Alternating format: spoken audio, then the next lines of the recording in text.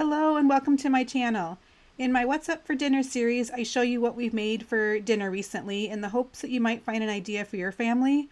Some recipes I just make up depending on what we need to use up, and some meals are old family recipes.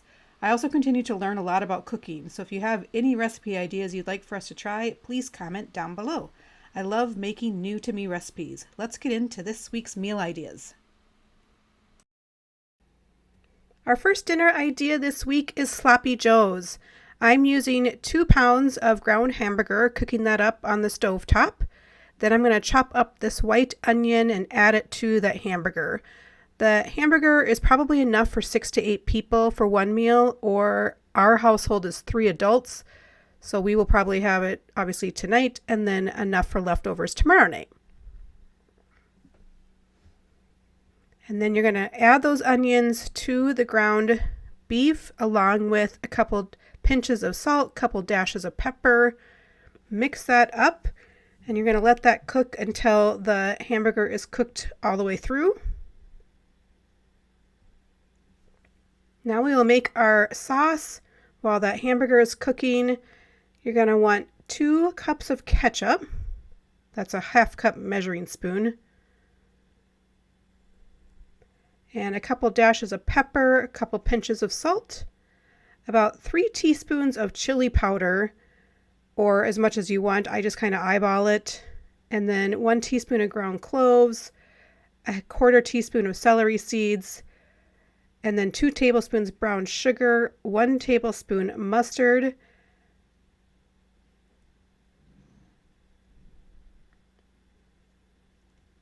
and 1 tablespoon apple cider vinegar.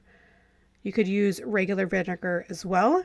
And they're going to really mix that up well. I do like to mix up most of my spices and sauces prior to adding to the dish. Now you're going to add all of this into a slow cooker, mix it up really well, and we're going to cook it on low for 3 to 4 hours.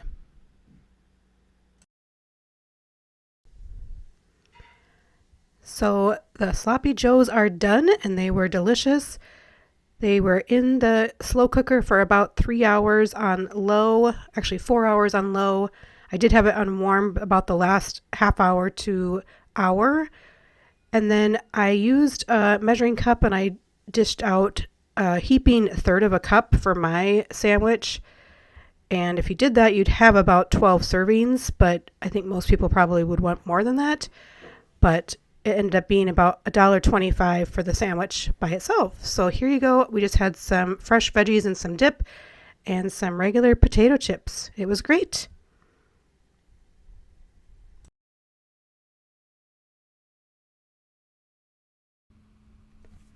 Tonight's dinner is just a very simple cheeseburger and some tater tots. My husband's dividing those up into 1/3 pound burgers from some ground beef we had. And he's used his hamburger press. He uses wax paper so that it doesn't get dirty on the inside. And then I'm going to use some Meat Magic seasoning on this. I typically like Lowry's on my burgers, but we were all out. And then the tater tots, I put some Montreal seasoning on. And then I do overcook my tater tots because I like them crispy. So I usually go at least 5 minutes over what the package says. And then we grilled these on our smoker at 425. I do love to have candied jalapenos on my burgers and some bread and butter pickles on the side. But it was delicious. I don't typically do a bun, but it was delicious. So this next recipe is going to be a stir fry. So I'm just cutting up some little miniature peppers. It's kind of a use it up type recipe, where I had these in the fridge from some fresh veggies that we served with the Sloppy Joes a few days ago. So I needed to use these up. So I thought, hey, I have some round steak in the freezer. Let's do some stir fry. So these weren't too bad for seeds inside. So that was nice. And there's a couple things in this recipe that I wish I would have done differently. It's not really a recipe. I just kind of made it up. But I wish I would have done differently. For one, I wish I would have seared this steak either like it is right now or after I cut it separately from the veggies, because I started cooking the veggies first because the steak doesn't take as long. So I wish I would have seared the steak. Round steak, I think I'm learning that it needs to be more of a like cook for a long time type steak. If you have any good round steak recipes, let me know. We have 3 more down in our freezer that I need to use up. So I'm just heating up some olive oil, garlic paste, and about 2 tablespoons of butter here. I do like to mix olive oil and butter together. And garlic. That's usually my go-to for almost anything. Adding in the veggies. Those will take about at least 10 minutes to 15 minutes longer than the meat. And then I'm cooking up some just white rice. As my grandma would say, it's the one in the red box. It's the minute rice. So then I just added some Crazy Jane's seasoning salt and a few dashes of pepper. And now I'm adding this teriyaki sauce that we love. You can use whatever teriyaki sauce or any sort of stir-fry sauce that you like. And I'm also seasoning the round steak with some of that salt and pepper. Now I'm adding back in the steak, and this is where I wish I would have seared it in a separate pan first, because now I'm essentially just boiling it. So there were a couple mistakes. The other thing in this recipe is that is a cornstarch slurry. So just cornstarch and water mixed together, add that in to thicken up the sauce. The sugar snap peas. So I didn't realize those had strings in them. I feel like there's snow pea pods and sugar snap peas, but I'm not sure what the difference is. I'm gonna have to Google that. But it was really good. And on to the next recipe. So this night's recipe or dinner idea is kind of a take on the 8-can taco soup recipe. It has chicken in it, cream of chicken soup, black beans, sweet corn, enchilada sauce, pinto beans, diced tomatoes, taco sauce, and chicken broth or chicken stock. So I'm just adding in the cream of chicken soup there. I usually do the more liquidy things first, get those all mixed up. So that's the enchilada sauce. Getting that mixed in, then I'm adding the chicken broth, and I eyeball this. Probably want to do 2 cups, I would say. Depends on how liquidy you want it. I make my own taco seasoning, but you could easily add just a taco seasoning packet to it.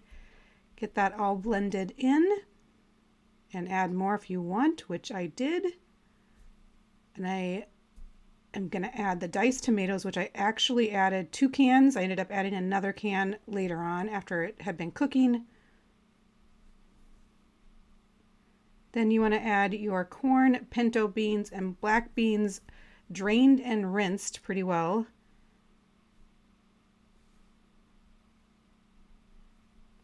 Then I'm just adding in 2 frozen chicken breasts.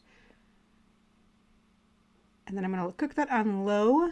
Cooked for about 4 hours until the chicken was ready to shred. And then I shred the chicken and put it back in and let it sit for, it's going to sit for probably another couple hours. And then we ate it with some tortilla strips on top.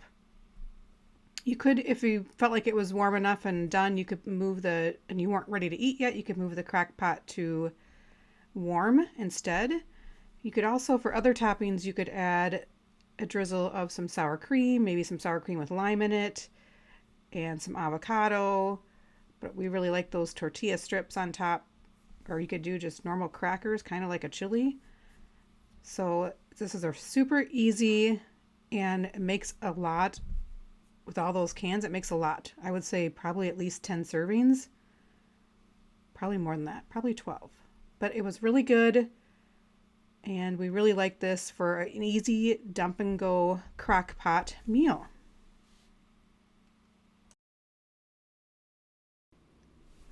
So thanks for watching, everybody. And if you have any questions, leave a comment down below. Thanks for watching. Have a great day.